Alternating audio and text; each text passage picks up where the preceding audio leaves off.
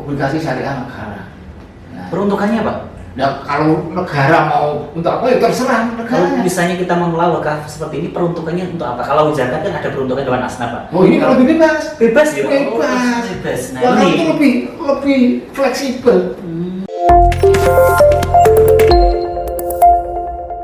Podcastmu, ngobrol asik bersama Lazismu.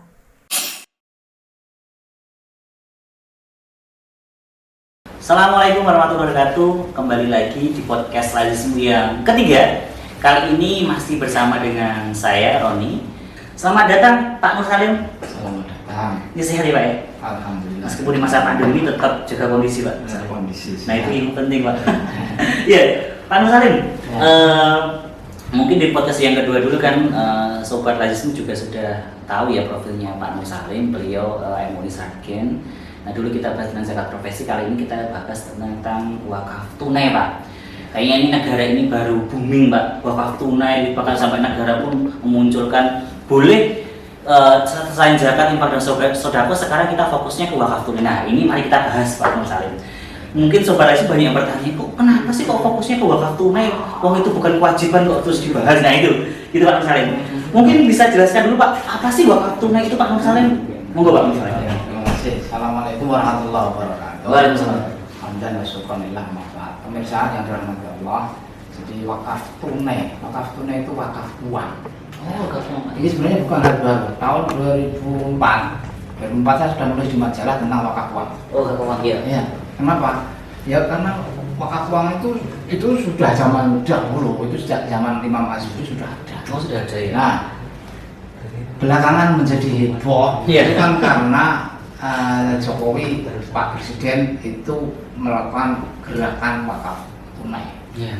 Dan itu akhirnya kan karena secara politik itu mungkin banyak orang komentar yang macam-macam lah ya. Tapi kebanyakan itu terjadi arus balik, jadi menolak. Oh, Karena secara penolakan ini saya lihat itu ketika saya membaca-baca di medsos itu lebih banyak fakta politisnya. Wah ini Jokowi ini pemerintah ketika sama umat Islam aja begini-begini, urusan uang aja ini macam-macam gitulah. Ini modus macam-macam. Nah, tapi dari sekian komentar itu saya melihat karena literasi kita yang lemah tentang wakaf uang. Karena apa? Wakaf uang itu sebenarnya ya sama sekali tidak mungkin untuk pemerintah. Pemerintah itu nggak boleh menerima wakaf. Iya. Karena apa? Negara pemerintah itu kan boleh menerima uang, dana itu kan hanya sesuai dengan undang-undang tentang keuangan negara. Itu hanya ya pertama itu pajak, Iya. terus atau penerimaan negara bukan pajak PNBP. Nah, terus kemudian dari dividen tidak ada dari pengembangan pemerintah, dari masyarakat untuk wakaf nggak ada, itu melanggar undang-undang. Nah maka saya ingin jelaskan kepada kita semua kenapa wakaf uang ini sebenarnya sangat prospektif, mudah, ringan daripada wakaf yang selama ini kita pahami yaitu wakaf tanah. Iya. Saya sudah 20 tahun ini menjadi PPIW, pejabat pembuat akte ikrar wakaf. Nah, jadi saya buat apa ya Pak? saya pembuat akte ikrar wakaf tapi wakaf tanah. Oh iya betul Pak. Karena wakaf tanah itu kan harus diikrarkan di KUA dan KUA itulah yang nanti membuat AIW akte ikrar wakaf dan kepala KUA itu menjadi pejabat pembuat akte ikrar wakaf. Nah seperti PPIT tapi ini untuk khusus wakaf. Nah adapun wakaf uang itu beda sekali dengan wakaf tanah. Nah bedanya apa Pak? Ini harus Jadi dijelaskan. kalau wakaf tanah jelas itu orang harus orang kaya atau paling tidak punya tanah. Iya. Dan tanah itu kan mahal. Iya betul. Coba tanah di Sragen sini, itu 1 meter kan 1 juta. Iya betul. Itu murah itu. Nah, dan di daerah-daerah pun tanah itu tetap mahal. Iya. Tapi kalau wakaf uang itu bisa recehan. Bisa 1.000, 2.000, 3.000 itu Bisa jadi wakaf ya Pak? Itu jadi wakaf. Oh, jadi wakaf. Tinggal akadnya. Oh gitu. Iya. Maka ingin saya sampaikan apa tahu inti wakaf itu? Inti wakaf itu kan gini, kan ada sebuah hadis dari Rasulullah bahwa idza matal insan in qata amalu. Kalau manusia itu mati, terputus amalnya. Illa min salasin, kecuali dari tiga hal ini. Pertama itu min sedekatin jariyatin, sedekah jariah. Nah, bentuk real dari sedekah jariah itu adalah wakaf. Kenapa? Ya karena memang kalau Anda sedekah ya kepada orang miskin 1 juta, terus itu habis dimakan dia untuk beli apa, ya udah pahala Anda ya ketika 1 juta itu aja. Tapi kalau coba Anda wakaf 1 juta, itu uang 1 juta Anda itu akan terus ada. Karena apa? Karena prinsip wakaf uang itu apa toh? Tahbisul asla wa tasbilul manfaah. Jadi menahan harta pokoknya ya, untuk tidak dipindah milikkan. Jadi 1 juta itu harus tetap. Kenapa toh? Karena ini merujuk sejarah wakaf itu kan peristiwa Umar bin Khattab. Umar bin Khattab itu suatu saat mendapatkan tanah yang sangat-sangat baik, artinya subur, banyak pohon itu. Terus beliau menghadap kepada Rasulullah, ya Rasulullah, bagaimana ini saya harus memperlakukan tanah yang sangat baik ini, saya belum pernah punya tanah sebaik ini. Kata Nabi, insita abas ta'aslah, pada saat takbihah, nek kowe gelem kalau Anda mau tahan pokoknya, nah disedekahkan hasilnya. Nah, tahan pokoknya, sedekahkan hasilnya itu kan ini tahbisul aslah pada tasbilul manfaat. Aslinya pokoknya tetap, hasilnya baru ditasawufkan. Nah ini wakaf produktif begitu, itulah wakaf, inti wakaf itu memang produktif. Maka kalau kita wakaf uang, wakaf 1.000 rupiah, 1.000 rupiah itu tetap. Nah, tapi kalau 1.000 rupiah itu dengan masukkan kencengan ini, ya udah, ya pahalanya 1.000 itu. Nah, tapi kalau 1.000 orang taruh namanya di kaum muslimin itu kan besar. 1.000 terus yang 1.000-an ini ada sekian juta orang, itu kan jadi besar. Nah, itu kan hasilnya itulah yang bisa dimanfaatkan untuk apa saja, ya terserah. Makanya dalam wakaf itu ada rukun, ada 4 rukun ya. Rukun. Jadi ibadah itu ada rukun, ada syarat. Ya, rukun itu ada wakif. Wakif itu orang yang mewakafkan. Kemudian wakuf bi. Wakuf bi-nya itu benda yang diwakafkan. Jadi benda yang diwakafkan. Wakuf alaih, peruntukannya untuk apa? Untuknya apa? Terus sigot itu ya lafal kalimat. Ya, kalimat bagaimana wakaf itu diekrarkan. Nah, kemudian di luar rukun ini ada yang namanya nazir wakaf. Nah, ini sekarang masuk ini wakaf uang. Nazir wakaf itu siapa toh? Nazir wakaf itu orang yang mengelola harta benda wakaf. Itu namanya nazir. Nazir ya. Jadi pengelola wakaf itulah nazir. Nah, maka kalau saya sebagai PPIB biasanya nazir wakaf itu ya takmir masjid biasanya. Kalau pesantren ya pokoknya mungkin yayasan. Karena nazir wakaf itu bisa bentuknya perorangan, bisa bentuk badan hukum, bisa bentuk ormas. Nah, maka Muhammadiyah itu nazir wakaf banyak. Jadi saya pernah membuat AIW akte wakaf untuk amal usaha Muhammadiyah di Ngebolong itu sampai 17 bidang. Ya sekolah-sekolah Muhammadiyah itu akhirnya dijadikan satu nazir wakafnya saat itu Mbah Nuri almarhum. Nah, itu nazir wakaf. Nah, bagaimana dengan wakaf uang? Nah, bagaimana dengan wakaf uang? Nah, nazir itulah yang mengelola wakaf uang. Tetapi nazir tidak bergerak sendiri. Dalam aturan itu harus bersama LKSPBU, Lembaga Keuangan Syariah Penerima Wakaf Uang. Nah, siapa yang bisa menjadi nazir? Yang bisa menazir siapa saja. Bisa Muhammadiyah, bisa NU, bisa ormas, bisa perorangan. Wong syaratnya itu ringan banget kok. Ya, ringan banget. Dalam ini ya, saya bukakan ini aturan yang teknis nih. Peraturan BPI nomor 2.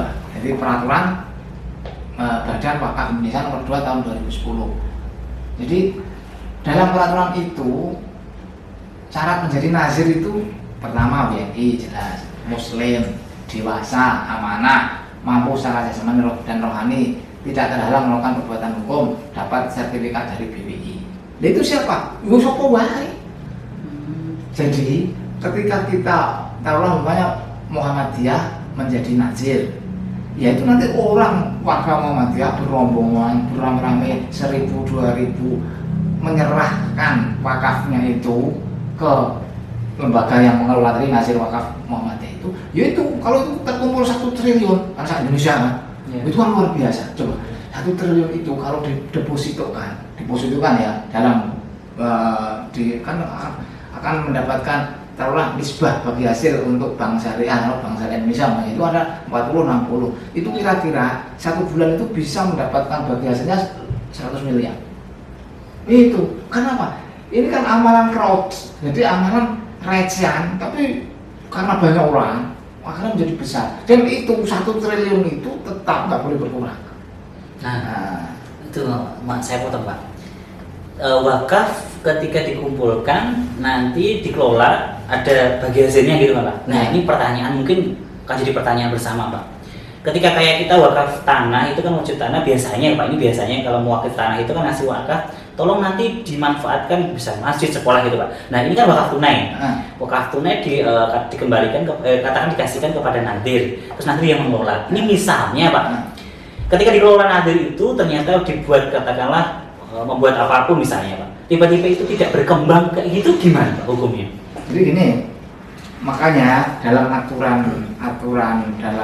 BWI itu perlu ada partner yang namanya LKS, Lembaga Keuangan Syariah, PBU, penerima wakaf uang. Kenapa Lembaga Keuangan Syariah?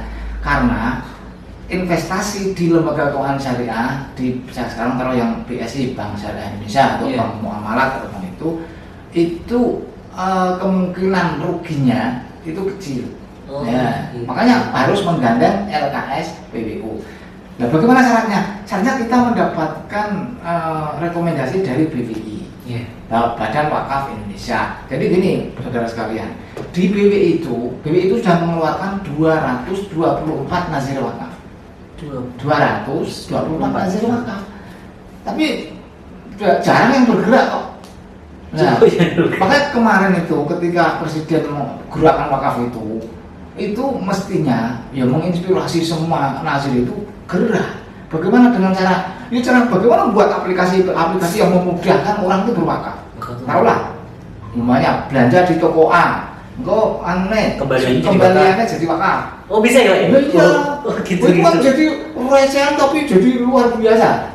Ketinggalan kecanggihan kita nazir itu untuk menggait masyarakat, apalagi kaum milenial ini, mereka kan suka kayak gini, udah kembalian recehan menjadi wakaf itu, wih itu luar biasa. Oke. Menarik sekali ini Pak. Gini, ketika memang wakaf tunai itu kan kalau kita lihat kayak tadi ternyata memang bahkan ketika orang meninggal itu nanti amal jariahnya satu kan wakaf ya Pak ya. Yeah. Nah ini mungkin nanti ketika sudah disampaikan seperti ini, pasti banyak sekali nanti sobat yang mungkin tertarik akan mengikuti wakaf tunai Pak. Nah sekarang gini, yang diperbolehkan tadi kan sudah dapat izin Pak. Yeah. Nah ketika mendapat izin seperti itu, lembaga-lembaga seperti misalnya contoh kayak di Lazismu kayak gitu, ketika memang ngelola seperti itu nanti izinnya yang paling dekat itu ke siapa dulu Pak? Ya ke BWI. Langsung BWI. Muhammadiyah sudah dapat ini. Muhammadiyah 224 yang sudah mendapatkan rekomendasi dari Badan Wakaf Indonesia itu termasuk Muhammadiyah. Langsung ya Pak ya. Termasuk. Ini ya, sekarang sebenarnya tinggal aksi aja. Tinggal siapa yang mau ditunjuk untuk mengelola ini. Dari nadir tadi Pak ya. Ini yang menjadi nadir mengelola.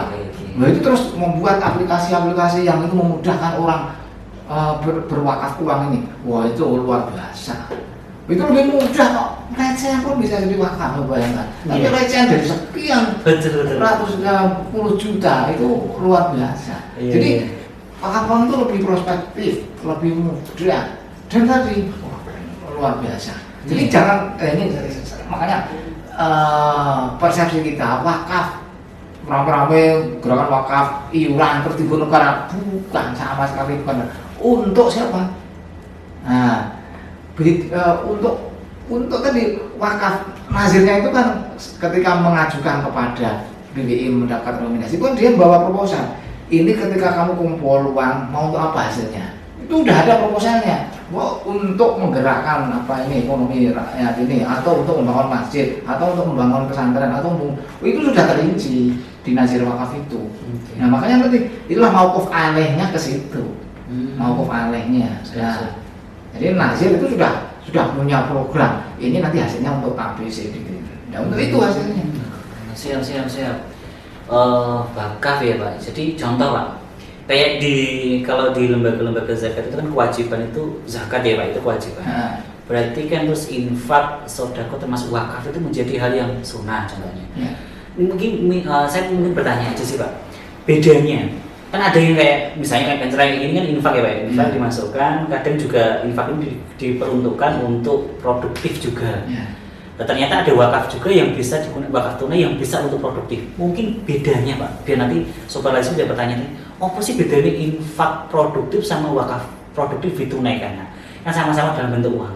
Mungkin bisa dijelaskan Pak Nusa. Jadi gini, kalau kita masuk ikan celengan ini, kalau saya tak sebulan 150.000 ya. Terus diambil lazismu, dikelola lazismu, ya udah, lazismu mentasarufkannya habis ya pahala panjenengan 150.000 itu. Udah putus, karena apa? Ya udah, itu kan udah dapat pahala, udah selesai karena udah habis dimanfaatkan. Tetapi kalau Anda berwakaf, nah di sini 150 sama, tapi 150 itu dikumpulkan dengan segini 10 juta orang. Kalau juta orang, itu jadi besar.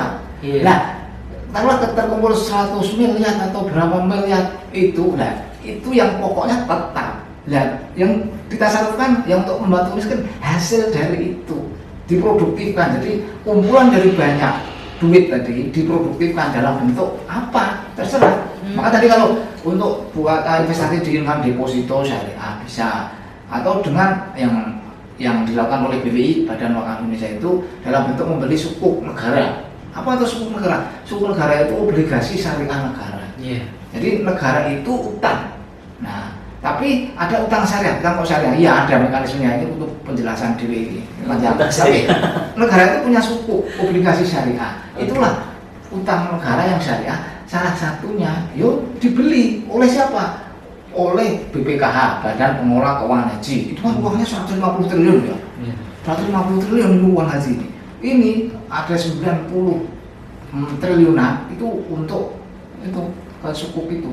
Yang lain ya untuk didepositkan ke bank syariah dan lain sebagainya. Karena apa? Ini harus berhutang. Nah, bahkan juga begitu. Dana wakaf yang banyak itu terserah nanti nazirnya mau diinvestasikan ke apa. Memang yang paling aman itu, yang aman secara ekonomi kan memang di bank syariah atau ke sukuk tadi obligasi syariah negara. Nah, peruntukannya Pak? Ya kalau negara mau untuk apa ya terserah negaranya. Kalau misalnya kita mengelola wakaf seperti ini, peruntukannya untuk apa? Kalau zakat kan ada peruntukan dewan asnaf Pak. Oh ini kalau lebih bebas. Bebas ya? Bebas. Nah, wakaf itu lebih fleksibel. Bebas. Kalau zakat dibatasi 8 asnaf. Iya betul. Kalau wakaf itu bebas. Sebebas-bebasnya. Mau untuk jamban, mau untuk dalam, mau untuk apa itu bebas-bebasnya. Ini menarik Pak. Jadi ketika kayak orang wakaf tanah Pak ya biasanya. Saya wakaf Mas titip bangunkan masjid. Tapi kalau wakaf tunai itu wakaf tunai terserah mau dijualan. Wah itu kan lebih enak berarti Pak. Ya. Dan gini ada lagi. Kalau wakaf tunai itu bisa mu'aqqad. Apa itu mu'aqqad? Wakaf itu kan selama ini kita ngertinya wakaf itu kan untuk selamanya sampai hari kiamat. Iya. Wakaf itu bisa mu'aqqad. Mu'aqqad itu berjangka. Apa itu berjangka? Saya wakaf uang 5 juta ke Nazir Wakaf Muhammadiyah selama 5 tahun. Yaudah 5 tahun itu aja. 5 tahun balik lagi ke salah 5 juta. Lah terus Nazir dapat apa? Ya selama 5 tahun terserah mau kembangnya apa. Nanti pokoknya balik lagi ke saya. Itu namanya wakaf berjangka. Wakaf berjangka. Kayak tabungan ya? Iya, wakaf mu'aqqad. Oh gitu. Jadi wakaf itu bisa berjangka, bisa mu'abbad. Mu'abbad itu selamanya, mu'aqqad itu berjangka. Berjangka waktu berapa? Ya terserah. Kalau maunya itu bisa, jadi fleksibel banget wakaf itu. Kalau kita menggerakkan itu fleksibel, ringan, fleksibel, ya. Kelemahannya cuma satu menurut saya. Apa kelemahannya? Kelemahannya itu memang nilai uang itu turun. Kan ya inflasi kan ya. Iya betul. Inflasi. Ya nggak masalah kalau memang keadaan ekonomi seperti itu. Kan jadi Kalau wakaf tanah itu kan cenderung naik harganya. Iya, betul. Jadi wakaf tanah sekarang mungkin harga 1 juta, 5 tahun akan datang udah 2 juta harga tanah itu. Nah, Tapi kalau uang itu memang nilainya cenderung turun. Tetapi kalaupun turun karena itu rombongan sekian itu ya tidak signifikan jadi itu. Ya monggo. Jadi kita jangan saya tidak ingin bahas politiknya karena penolakan itu pertama karena politik, kemudian kedua karena kita kurang informasi aja.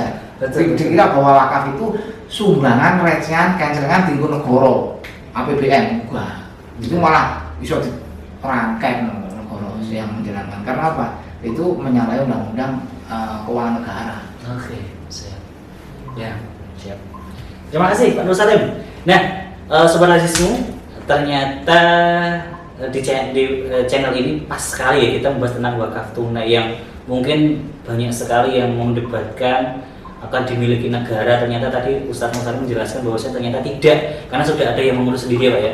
Ada tadi yang sudah ditunjuk dan ternyata peruntukannya itu juga lebih bebas, lebih luas dan fleksibel ya Pak ya. Fleksibel ketika bisa digunakan untuk apapun. Nah, mungkin terakhir Pak, pertanyaan dari saya, pertanyaannya gini. Ketika memang itu wakaf ya Pak, wakaf tunai kayak tadi itu, terus wakaf di sini pun ketika kayak wakaf tanah itu dia bebas, tidak ada waktunya. Kalau wakaf tunai tadi kan masih bisa untuk diwaktukan ya Pak, 5 tahun bisa kembali. Nah sekarang gini Pak, ketika memang itu wakaf tunai, orang yang meninggal pun juga bisa Pak diangkatkan. Misalnya kayak kalau wakaf tunai kan misalnya orang tua meninggal, ini warisan orang tua saya kasihkan kepada Nadir, tolong nanti dikelola baik-baik, harapannya kan dengan tanah ini nanti bisa berkembang menjadi masjid. Wakaf tunai pun apakah juga berlaku seperti itu Pak?